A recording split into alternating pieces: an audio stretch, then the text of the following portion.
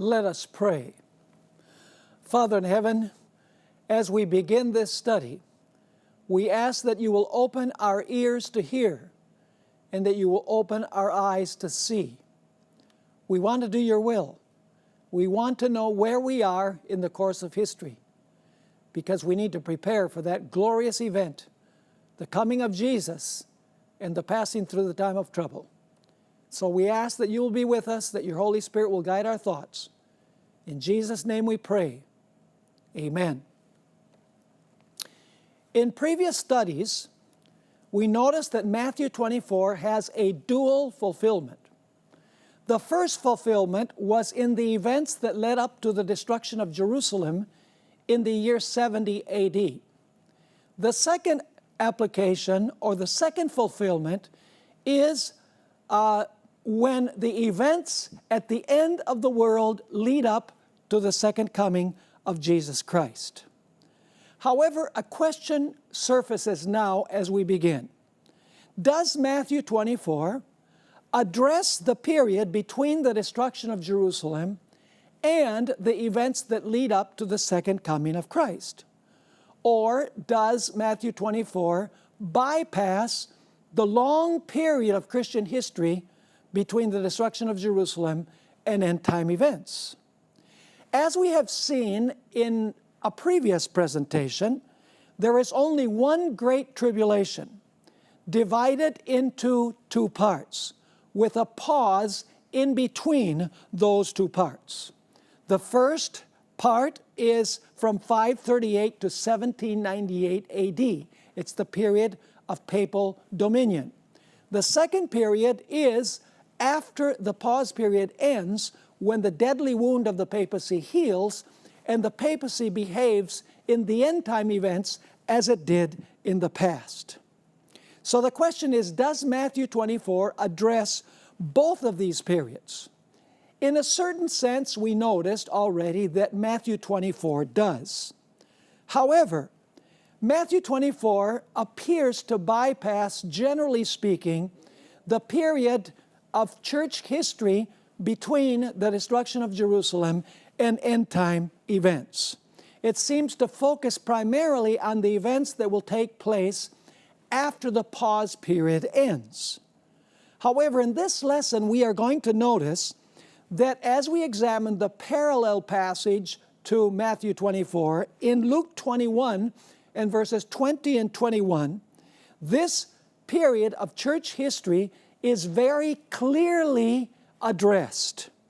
This becomes clear when we compare Luke 21 and verses 20 and 21 with Daniel 7:25, Revelation chapter 12 verses 6 and 12, Revelation 13 verse 5, and Revelation chapter 11 and verses 2 through 6.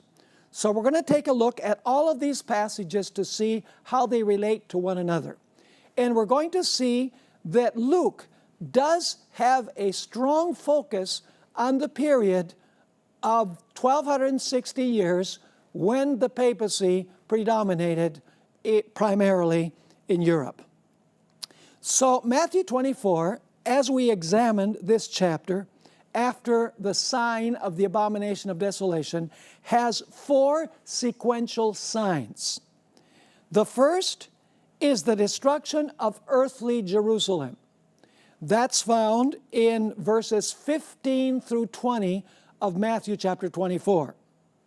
Then we have a second period, which is sequential to the first, and that is a period of severe tribulation.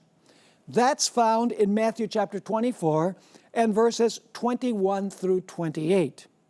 Then the third sequential point that we find in Matthew 24 after the abomination of desolation are signs in the sun, the moon, and the stars. And that's found in Matthew 24 and verse 29. Finally, the fourth point that we have, sequential to the previous three, is the shaking of the powers in the heavens and the appearance of the sign of the Son of Man and the second coming. We find that in Matthew 24 and verses 30 and 31. So once again, you have four sequential events after the abomination of desolation.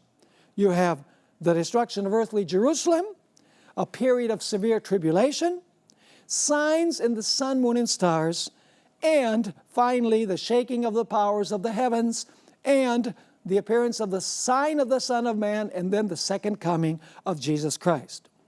However, when we look at Luke chapter 21, we find that perhaps there are only 3 sequential signs rather than 4. And Luke 21 is the parallel passage.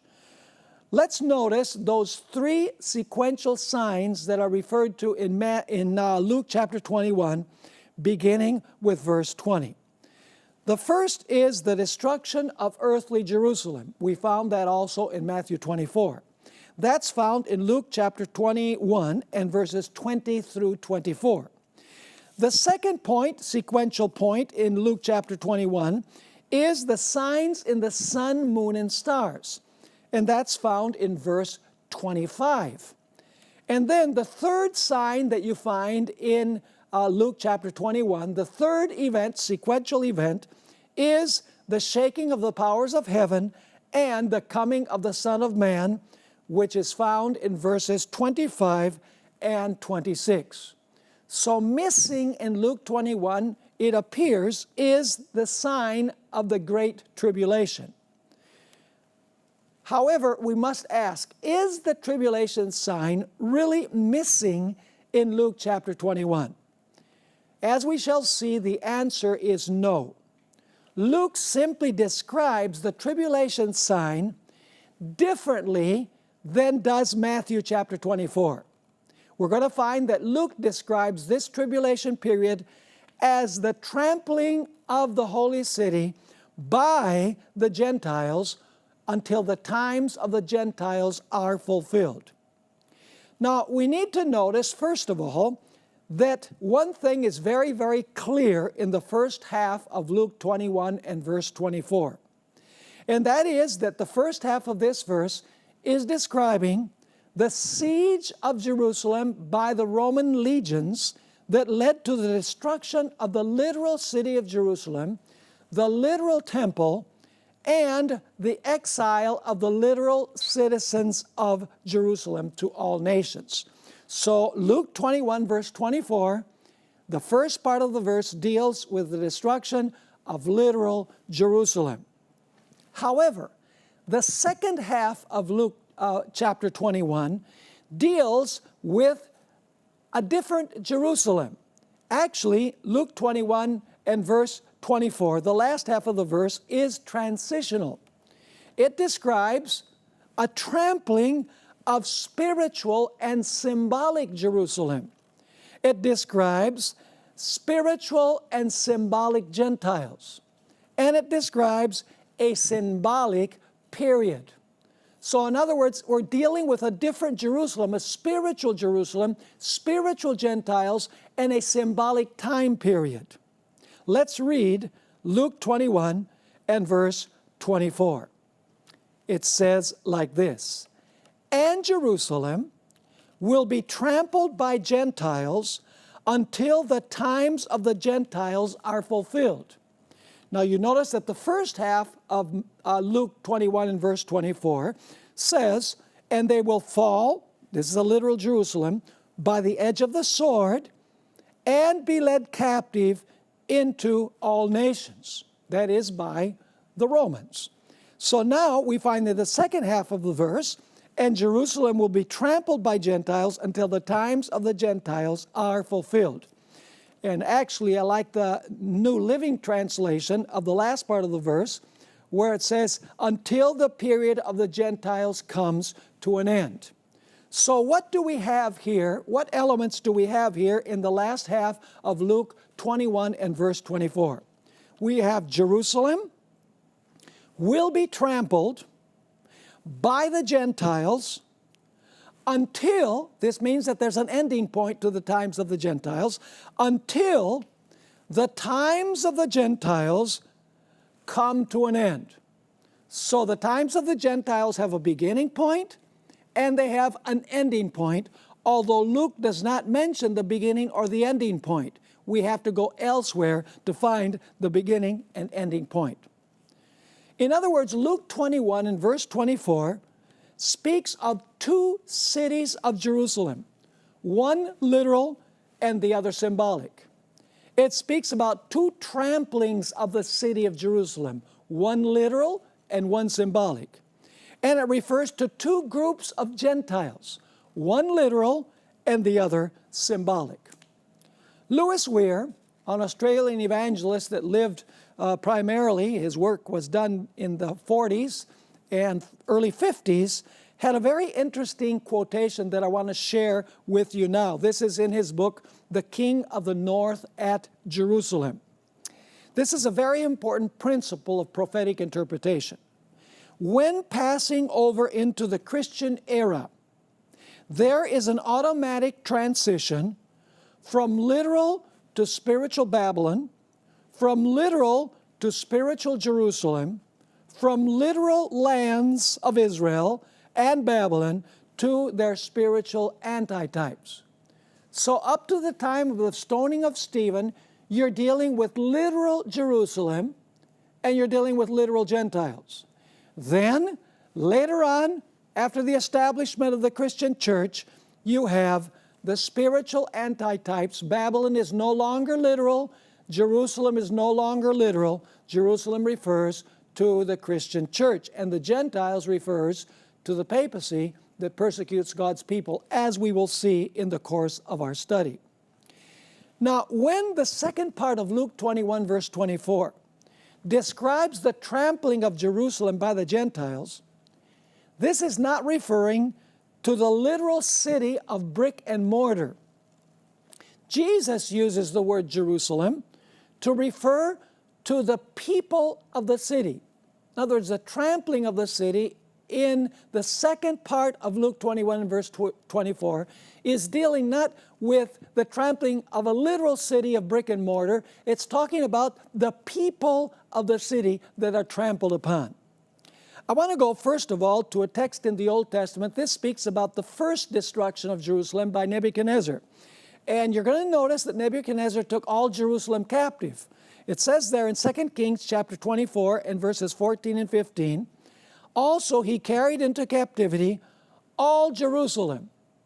So did Nebuchadnezzar take the walls of Jerusalem and the temple of Jerusalem and the city itself into captivity? No, not the brick and mortar, it's the people. So once again, and he carried into captivity all Jerusalem, all the captains and all the mighty men of the valor, the 10,000 captives and all the craftsmen and smiths. None remained except the poorest people of the land. So carrying Jerusalem into captivity means the people are carried into captivity. Jesus also considered Jerusalem, the word Jerusalem, to refer to the inhabitants of the city. Notice Luke chapter 19, verses 41 to 44. Here Jesus is coming down the eastern slope towards the Golden Gate of Jerusalem on the east side, and we find these words. Now as he drew near, he saw the city and wept over it, saying, if you had known, even you, especially in this your day, the things that make for your peace. He's not talking about the literal city of brick and mortar. He's talking about the people and their reaction to him. It continues, however, now they are hidden from your eyes. For days will come upon you when your enemies will build an embankment around you, surround you and close you in on every side, and level you and your children within you to the ground. And they will not leave in you one stone upon another, because you did not know the time of your visitation. Obviously, the physical city of Jerusalem would not know the time of God's visitation because it's a city. It has no conscience. However, when Jesus says, you did not know the hour of your visitation, he's talking about the people of Jerusalem. In Matthew 23, verses 37 to 39, once again, we find Jesus referring to Jerusalem as the people. So in the second half of Luke 21, verse 24, when it speaks about trampling Jerusalem, it's not talking about trampling the literal city of bricks and mortar. It's talking about trampling upon the people of the city. It says in Matthew 23, verses 37 to 39, "O Jerusalem, Jerusalem, the one who kills the prophets." Obviously, the brick and mortar did not kill anyone. "O Jerusalem, Jerusalem, the one who kills the prophets and stones those who are sent to her. How often I wanted to gather your children," see, here's the people, "your children together as a hen gathers her chicks under her wings, but you were not willing. See, your house is left to you desolate. For I say to you," still speaking of the city, "you shall see me no more till you say, Blessed is he who comes in the name of the Lord." So Luke 21 verse 24, the last half of the verse, is not speaking about the trampling of the literal city of Jerusalem by the literal Romans.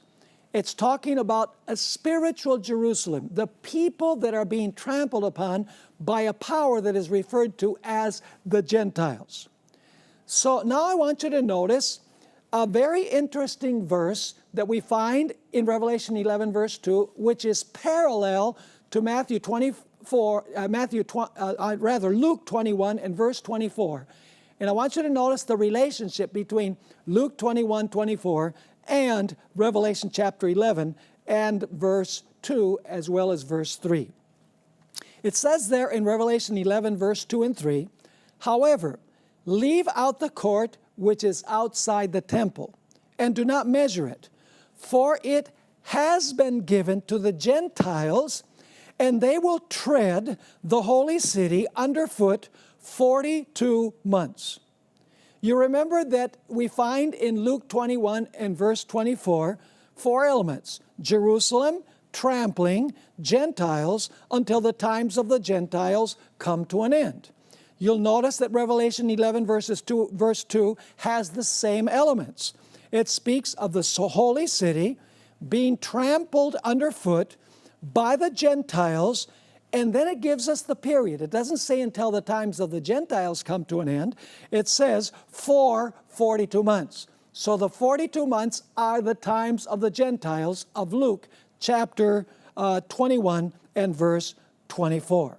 So I want you to notice the parallel between Luke 21:24, the last half of the verse, and Revelation 11 and verse 2.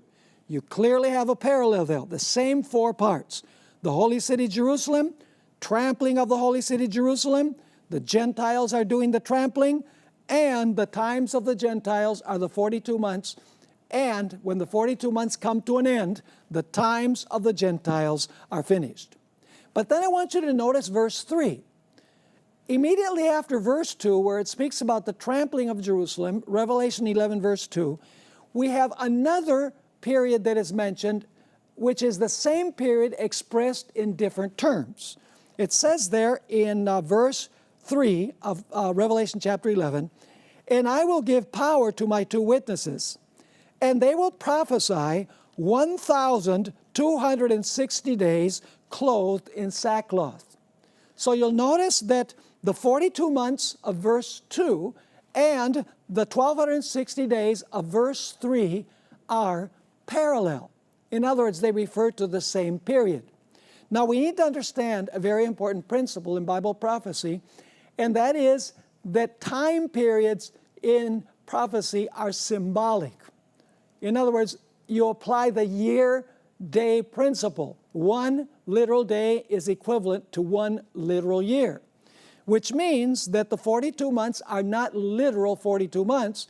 They actually are 42 months times 30 days each month, which is 1,260. So in other words, we're dealing with a 1,260-year period. That's the times of the Gentiles. That is what Revelation 11 verses 2 and 3 is referring to.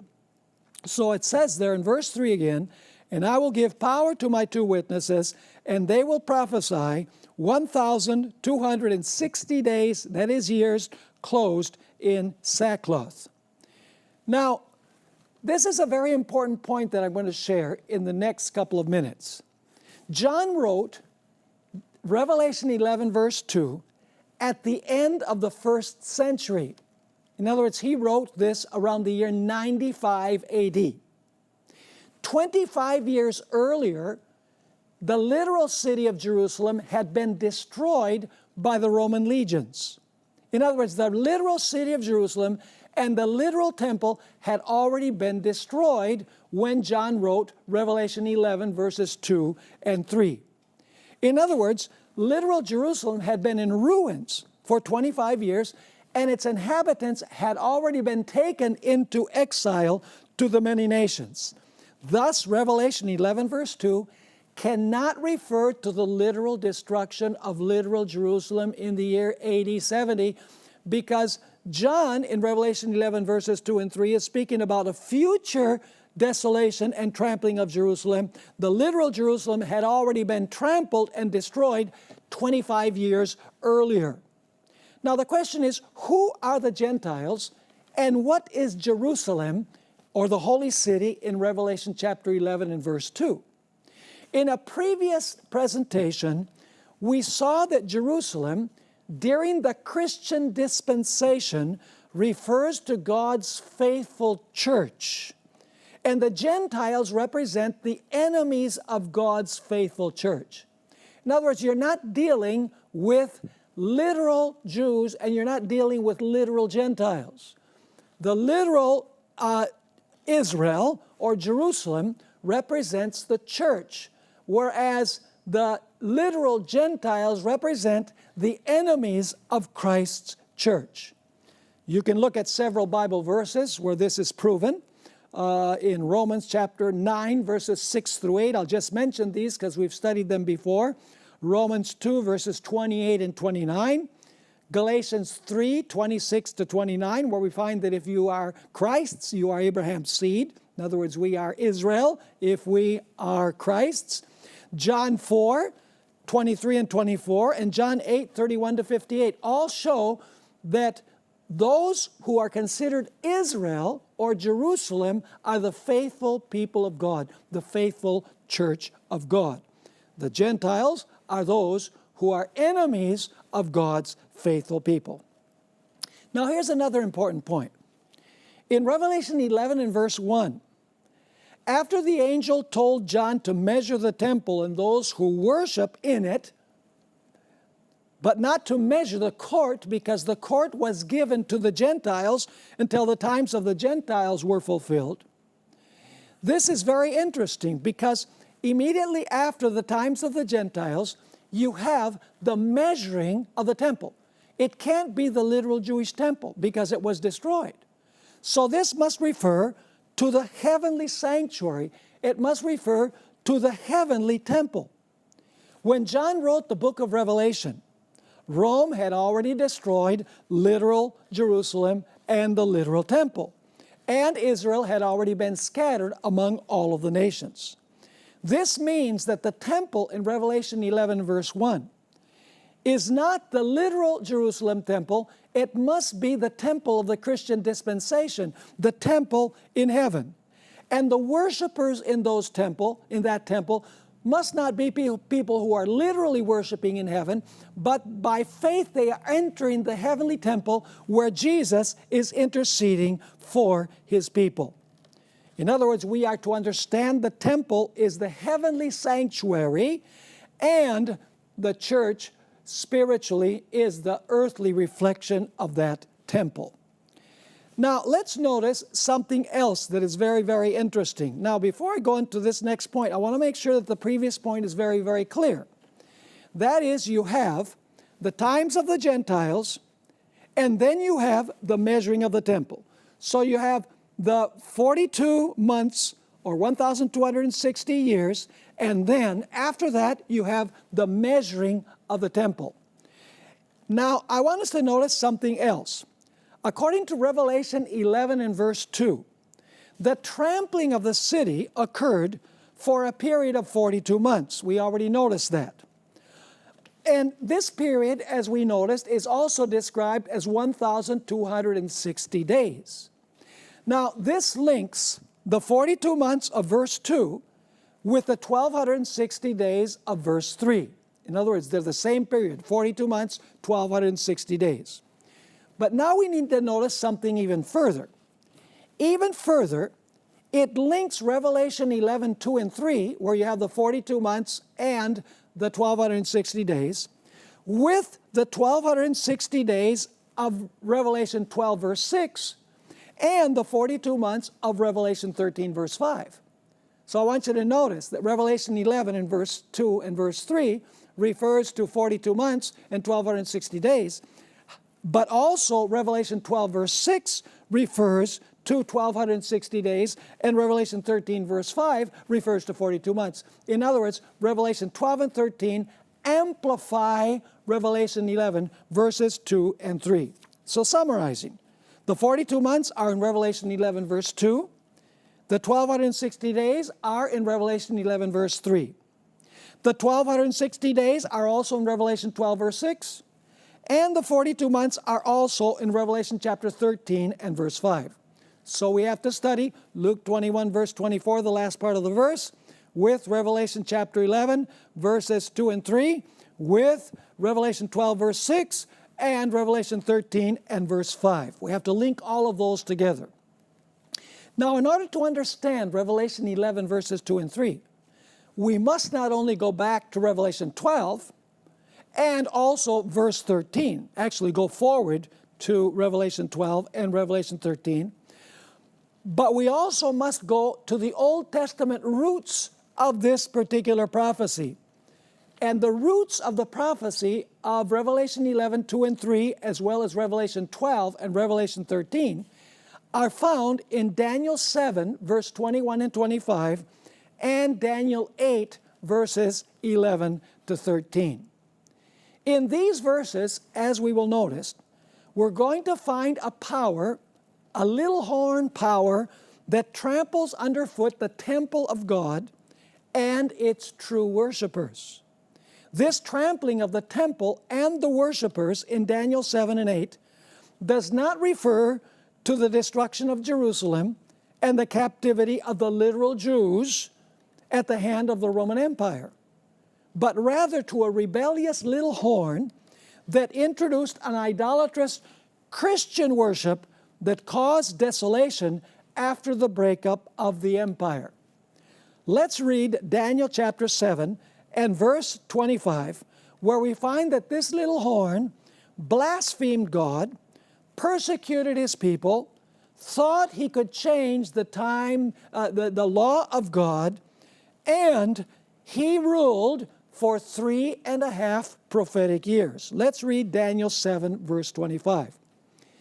The little horn shall speak pompous words against the Most High, shall persecute the saints of the Most High, and shall intend to change times and law. Then the saints shall be given into his hand for a time and times and half a time. So you notice here a little horn speaks pompous words against the Most High, persecutes the saints of the Most High, blasphemes the Lord, thinks that it can change times and God's law, and you have a time period. The saints are given into the hand of this little horn for time, times, and the dividing of time. Now, in order to understand Daniel 7:25, we have to look at the entire chapter, the sequence of powers in the entire chapter. If you notice, Daniel chapter 7 speaks of a lion that represents the kingdom of Babylon. Then you have a bear, the Medes and Persians. Then you have a leopard, Greece.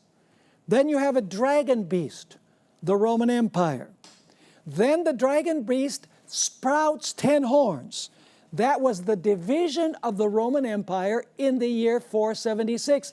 The barbarians invaded the empire and they divided the empire into 10 kingdoms. And then after the empire is divided, it's completely divided by 476, then the little horn comes up among the 10. And the little horn then does what we read in Daniel 7 and verse 25. And then notably after this, you have the beginning of the judgment in the heavenly temple. Very similar to Revelation chapter 11, verses 1 to 3. You have, first of all, the trampling of the holy city for 42 months, and then you have the measuring of the temple.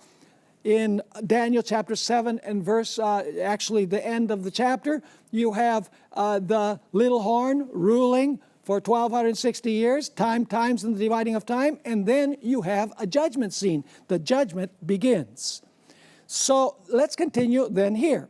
The lion is Babylon, the bear Medes and Persians, the leopard Greece, the dragon Rome, the 10 horns is a division of the Roman Empire, which is completed in the year 476. Then you have the rise of the little horn, and the little horn then rules for time, times, and the dividing of time. And after this, you have the judgment scene. And by the way, that judgment scene is mentioned in Daniel 7, 8, and 9, verses 13 and 14, verses 21 and 22, and verses 25 through 27. So you have this same sequence. The little horn, the work of the little horn, time times the dividing of time, and then you have after that the judgment. In Revelation chapter 11, you have the same idea. You have the times of the Gentiles, and then you have the measuring of the temple. Now, a very important detail in Daniel 7 and verse 25 is that the little horn thought that it could change God's law. You know, and the Gospel of Matthew calls this the abomination of desolation, interestingly enough. Now, what was the greatest abomination that was being committed among God's people before the first destruction of Jerusalem? If you read Ezekiel chapter 8, verses 14 through 16, you have there the greatest abomination that was being practiced in the city. And that was that the leaders were worshiping the sun. They had their backs to the temple of God, and they were worshiping the sun. In other words, the little horn, during the 1260 years, during the times dividing of time, or 42 months, whichever way you want to express it, in some way thought that it would change God's holy law. And as we look at history, we know how this was fulfilled. The papacy claims to have changed the Sabbath to Sunday as the day of worship, the day of the sun. Now, Daniel 8 further amplifies the nefarious work of this little horn power by specifically saying that the little horn trampled on the sanctuary and trampled the host. That's Daniel 8 and verse 13. Which is language very similar to Revelation 11, verses 2 and 3. Now, Daniel 8 describes the little horn in two stages. The first stage is pagan Rome. It conquers horizontally. Then this little horn morphs, and it attacks heaven vertically. In other words, it becomes a religious little horn. The first one is a political horn that is conquering geographically. The second, same little horn, morphs, and now it meddles with the Lord in heaven. It tries to take away the ministry from the prince of the host. It persecutes the saints of the Most High, and it tramples on the sanctuary. The first stage is in Daniel 8, verse 9. It says, "And out of one of them came a little horn," this is the same power of Daniel 7, "which grew exceedingly great toward the south, toward the east, and toward the glorious land." See, it's extending geographically. But then suddenly this little horn morphs into a power that attacks heaven and the saints that worship by faith in the heavenly sanctuary. It says there in Daniel chapter 8 and verse 10, "And it grew," the little horn, "up to the host of heaven, and cast down some of the host and some of the stars to the ground, and trampled on them." See, here's you have the trampling of Revelation 11, verses 2 and 3. "He even exalted himself as high as the prince of the host. And by him," that is by the little horn, "the daily sacrifices," the word sacrifices doesn't belong there, it's the daily, "was taken away, and the place of his sanctuary was cast down. Because of transgression, an army was given over to the horn to oppose the daily. And he cast truth to the ground. He did all this and prospered." Verse 13, "Then I heard a holy one speaking, and another holy one said to that certain one who was speaking, How long will the vision be concerning the daily and the transgression of desolation?" Interesting, the transgression of desolation. "The giving of both the sanctuary and the host to be trampled underfoot." Do you see, the little horn is doing the same thing that is referred to in Luke 21 and verse 24, the last half of the verse, and Revelation 11, verses 2 and 3. So you have to connect Revelation 11, Luke 21, verse 24, as well as Daniel 7, which gives us time, times, and the dividing of time, and Daniel 8, where you find the little horn trampling the host, which are God's people, and trampling the sanctuary. You know, it's no coincidence in Daniel chapter 8 that after the period that the little horn tramples on the host and on the sanctuary, then we have the cleansing of the sanctuary, which is the judgment. Interesting. In each of these scenes, in Revelation 11, verses 2 and 3, after the times of the Gentiles, you have the measuring of the heavenly temple. In Daniel chapter 7, after the little horn performs its work for time, times the dividing of time, you have the judgment scene. In Daniel chapter 8, after the little horn tramples on the sanctuary and tramples on the host, then you have the cleansing of the sanctuary, the judgment. Very interesting. Now, we must also link Daniel 7 and 8 with Revelation 11 and 13. So let's do that. In Revelation chapter 13, we'll deal with that first. Revelation chapter 13, you have the same sequence of powers that we noticed in Daniel chapter 7. We don't have time to go through the chapter in detail, but I want to mention just a few things that the beast does in Revelation chapter 13. By the way, if you notice verses 1 and 2, it says that the dragon represents Satan working through the Roman Empire, because the dragon tried to slay the child when he was born. Satan did that through Herod, a ruler of the Roman Empire. So anyway, the dragon in verses 1 and 2 of Revelation 13 gives his seat, his power, and his authority to the beast. And then the beast performs its work for 42 months.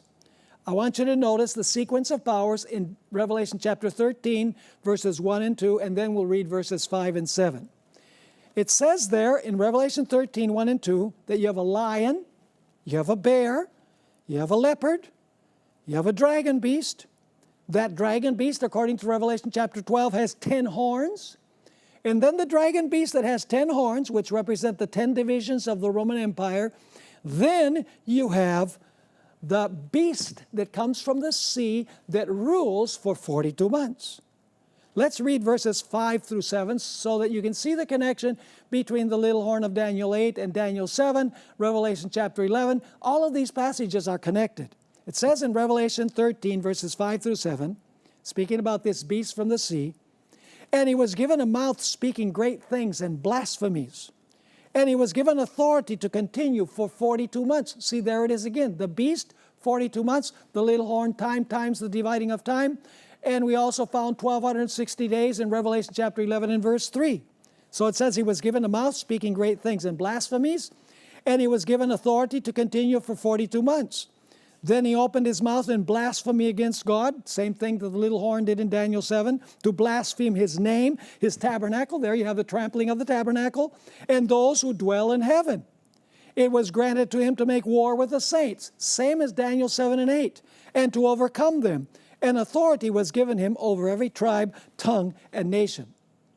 So you have the same sequence in Daniel 7 as you have in Revelation chapter 13. In Daniel 7, it refers to time, times the dividing of time, whereas in Revelation chapter 13, it refers to this period as 42 months. Now, we must also connect Daniel 7 with Revelation chapter 12.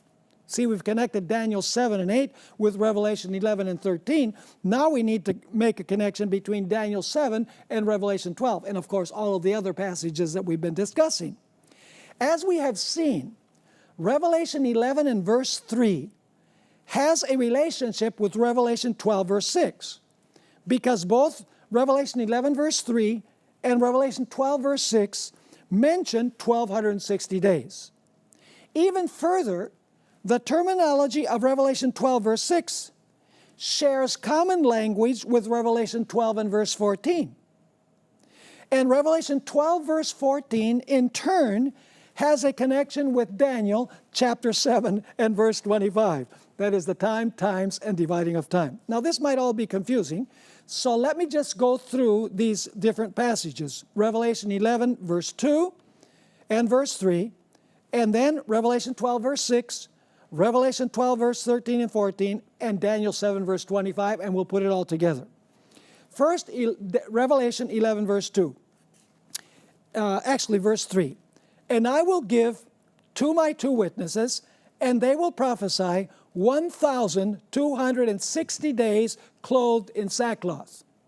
Now, that's connected to Revelation chapter 12 and verse 6, because it says, Then the woman fled into the wilderness, where she has a place prepared by God, that they should feed her there 1,260 days. See, Revelation 11 and verse 3 is connected to Revelation 12 and verse 6. So notice the elements of verse 6. You have a woman, flees to the wilderness, has a place prepared, God feeds her, 1,260 days. Now let's notice Revelation 12, verses 13 and 14. Now when the dragon saw that he had been cast to the earth, he persecuted the woman who gave birth to the male child, but the woman, same as we read in verse 6, the woman was given two wings of a great eagle that she might fly into the wilderness. We saw that in verse 6. To her place, we saw that in verse 6, where she is nourished. God fed her according to verse 6. But now the time period has changed. For a time and times and half a time from the presence of the serpent.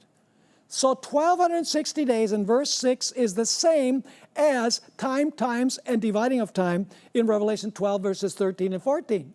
And of course, this connects with Daniel chapter 7, verse 25. We read again, He shall speak pompous words against the Most High, shall persecute the saints of the Most High, shall intend to change times and law. Then the saints shall be given into his hand for a time and times and half a time.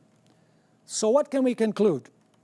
We can safely reach the conclusion that the 3.5 times, the time times dividing of time, the 1,260 days, and the 42 months, and the times of the Gentiles are all parallel expressions. A careful study of these prophecies indicates clearly that their fulfillment took place during a 1,260-year period after the Roman Empire disintegrated. So it can't refer to the destruction of literal Jerusalem. This means, folks, that Jerusalem spoken of in Luke 21 and verse 24 is not literal Jerusalem, but rather spiritual Jerusalem, because literal Jerusalem had already been destroyed in the year 70. Albert Barnes, the great Presbyterian Bible commentator from many, many years ago, wrote a very interesting comment on the 42 months that we find in Revelation 11 and also in Luke 21 and verse 24. I read, the 42 months would embrace the whole period of the ascendancy and prevalence of the papacy, or the whole time of the continuance of that corrupt domination in which Christendom was to be trodden down and corrupted by it. Now that's very important.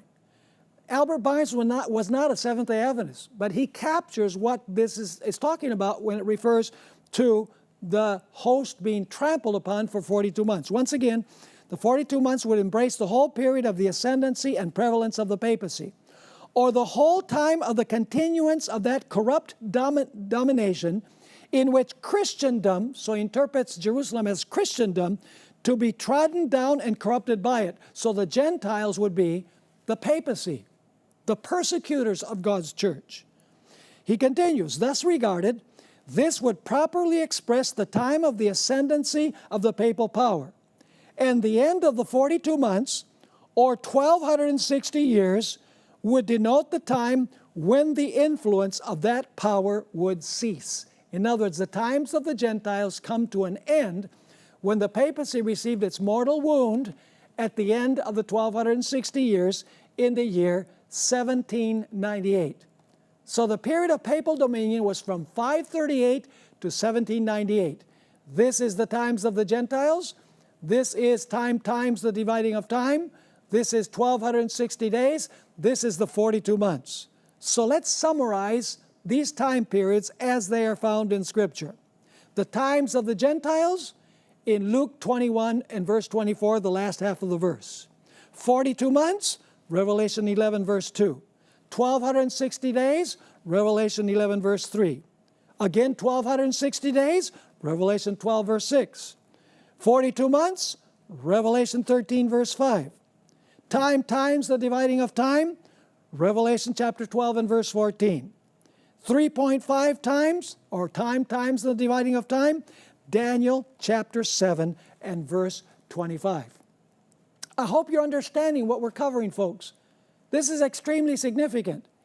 Basically what it means is Jerusalem in the second half of Luke 21 and verse 24 is referring not to literal Jerusalem. Jerusalem represents the Christian church, whereas the Gentiles represent the Roman Catholic papacy. In the times of the Gentiles, the period is from 538 to 1798, the period of the papal dominion.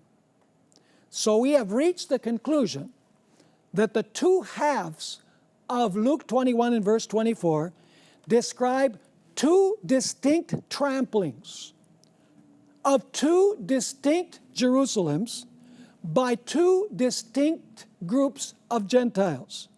The first half of Luke 21 verse 24 describes literal Jerusalem trampled by the literal Romans in the year 70 AD. The second half of Luke 21 verse 24 describes the trampling of spiritual Jerusalem, the church, by spiritual Rome, that is, the papacy, from 538 to 1798. Thus, Revelation 11, 2 and 3 expands upon the second half of Luke 21 and verse 24.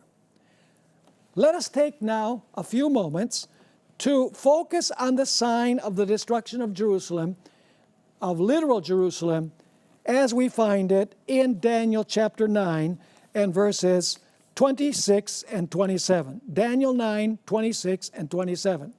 This is predicting the destruction of literal Jerusalem. And this prophecy actually begins in the year 457 BC, the prophecy of the 70 weeks, takes us all the way till the year 34 AD. I'm going to read now the section that deals with the last week of the 70 weeks. This is the time when Jesus was on earth, when he was anointed the Messiah, when he was baptized, up to the time of his death, and then to the time when Stephen was stoned, which is the year 34 AD. So let's read Daniel 9, 26 and 27. After the 62 weeks, Messiah shall be cut off. That is, sometime after the 62 and the 7 weeks, if you look in the previous verse. In other words, after 69 weeks, when the last week is beginning, it says that the Messiah will be cut off, but not for himself. Jesus didn't die for himself. And the prince of the people who is to come shall destroy the city and the sanctuary. This is speaking about the destruction of the literal city of Jerusalem. Now the question is, who are the people of the prince who is to come that are going to destroy the city and the sanctuary? You know, many think that the people of the prince are the Roman legions that come and destroy the city. There are three ways of looking at this. If you read the parable that is given in the Gospel of Matthew, chapter 22, verses 1 to 14, it says that God destroyed the city of Jerusalem. He used his armies, which are the Roman legions. But also, there's evidence that the Jews themselves destroyed their own city by rejecting the Messiah. We read that in Luke chapter 19, verses 41 to 44. They did not know the hour of their visitation. That's why Jesus spoke about the destruction of the city and the temple. So the people of the prince are the Jews, and the prince is Jesus, and they destroy their own city by rejecting the Messiah. So once again, after 62 weeks, Messiah shall be cut off, but not for himself. And the people of the prince who is to come shall destroy the city and the sanctuary. The end of it shall be with a flood. And till the end of the war, desolations are determined. That's a key word, remember? Desolation, the abomination of desolation. Verse 27, then he shall confirm a covenant with many for 1 week. This is the Messiah who's doing this. But in the middle of the week, that's the year 31 AD, he shall bring an end to sacrifice and offering. And now notice what would be the result of bringing an end to sacrifice and offering. It says, and on the wing of abominations. See, there you have the key word of Matthew 21 and Matthew 24 and verse 15. And you look at the parallel passage in Luke 21, verses 20 and 21. It speaks about Jerusalem being surrounded by armies. So it says, then he shall confirm a covenant with many for 1 week, but in the middle of the week he shall bring an end to sacrifice and offering. And on the wing of abominations shall be one who makes desolate. Abomination and desolate. This is the prophecy that Jesus spoke about in Matthew 24 and verse 15. Even until the consummation, which is determined, is poured out on the desolate. So Daniel had already prophesied the abomination of desolation. Because of the rejection of the Messiah, who was anointed at the beginning of the last week, who was cut off in the middle of the last week, because the Jewish nation rejected him as the Messiah, we are told twice in this passage that Jerusalem was going to be destroyed. You would see the abomination of desolation that Jesus spoke about in Matthew chapter 24 and verse 15. However, there is going to be a final abomination of desolation, as we've already studied. Let's go in our Bibles to Revelation chapter 17. Revelation chapter 17, and we'll read beginning at verse 1. Revelation chapter 17 and verse 1. And we're going to focus especially on verses 4 through 6 and 15 and 16, but I also want to read chapter 17 and verses 1 to 3. Then one of the 7 angels who had the 7 bowls came and talked with me, saying to me, come, I will show you the judgment of the great harlot who sits on many waters, with whom the kings of the earth committed fornication, and the inhabitants of the earth were made drunk with the wine of her fornication. So he carried me away in the spirit into the wilderness, and I saw a woman sitting on a scarlet beast, which was full of the names of blasphemy, having 7 heads and 10 horns. And then notice the characteristics of this woman. It's a harlot woman, by the way.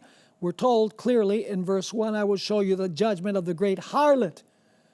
A woman represents a church. A pure woman, a pure church. A harlot woman represents an apostate church, a church that has lost its way. Verse 4, the woman was arrayed in purple and scarlet, and adorned with gold and precious stones and pearls, having in her hand a golden cup full of the, now notice this, key word, full of abominations. We've already studied this in a previous lecture. The wine of her abominations includes especially the change in God's holy law, from worshiping on Sabbath to worshiping on Sunday, substituting human legislation in place of divine legislation. So it says here, and in her hand a golden cup full of abominations and the filthiness of her fornication. And on her forehead a name was written, Mystery, Babylon the Great, the mother of harlots and of the abominations of the earth. If she's a mother, she must have daughters that were born of her after some time. Verse 6, I saw the woman drunk with the blood of the saints and with the blood of the martyrs of Jesus. And when I saw her, I marveled with great amazement. So this harlot is going to have a second period of dominion. Just like we noticed in Matthew chapter 24, that you have 2 tribulation periods, because you have the papacy ruling in the past, and the papacy also ruling in the future after a period of pause in between. We are now in that pause period in between. It's like I've mentioned before. You put a DVD in the DVD player, you're going to watch a movie, you press play, the movie advances, say for about a half an hour, then you have something else to do, you push pause, you leave, you come back later, you push play, and it picks up where you left off. But there's a pause period in between. We are now in the pause period between the past tribulation by the papacy and the future tribulation by the same power. It's one tribulation with a pause in between. Now let's go to verses 15 and 16 of Revelation chapter 17. We've already noticed that this harlot is full of abominations, and she has daughters that do her bidding. But now I want you to notice the word desolation. It says in verse 15, it speaks about what the woman is sitting on, many waters. What do the many waters represent? It says, "Then he said to me, the waters which you saw, where the harlot sits, are peoples, multitudes, nations, and tongues." The act of sitting means that this harlot rules over the nations. But what is going to happen to this harlot and also to her daughters, which we will study in another presentation? What is going to happen? It says in verse 16, the very next verse, "And the 10 horns," these are 10 kings or kingdoms, "and the 10 horns which you saw on the beast, these will hate the harlot, make her," here's the key word, "desolate and naked, eat her flesh, and burn her with fire." So you'll notice here that Matthew chapter 24 focuses primarily on the destruction of Jerusalem and the end time events that lead to the final destruction of the world. However, Luke gives us a glimpse not only into the destruction of Jerusalem, it gives us, and also the events that will lead to the destruction of the world, but it also provides us a clear presentation on the period between the destruction of Jerusalem and what will occur during the end time. And so this is the reason why, as I mentioned in our initial presentation in this series, that we need to look at the testimony of all 3 Gospels. It's not enough just to study Matthew chapter 24. We have to study Matthew 24, Mark 13, and Luke chapter 21, because each provides details that the other doesn't. And of course, as you've noticed, we also need to compare Revelation chapter 11. We need to go to Revelation chapter 12. We need to go to Revelation chapter 13. We need to go back to Daniel chapter 7 and Daniel chapter 8. All of these passages are describing the same period, the period of papal dominion from 538 to 1798, when primarily in Europe the papacy ruled with an iron hand. And as I've mentioned, Revelation chapter 13 verse 3 tells us that the deadly wound of this system is going to be healed, and by the way, it is rapidly healing, and when it does heal, we will have the second stage of the tribulation, of which we will speak about a little bit later in this series.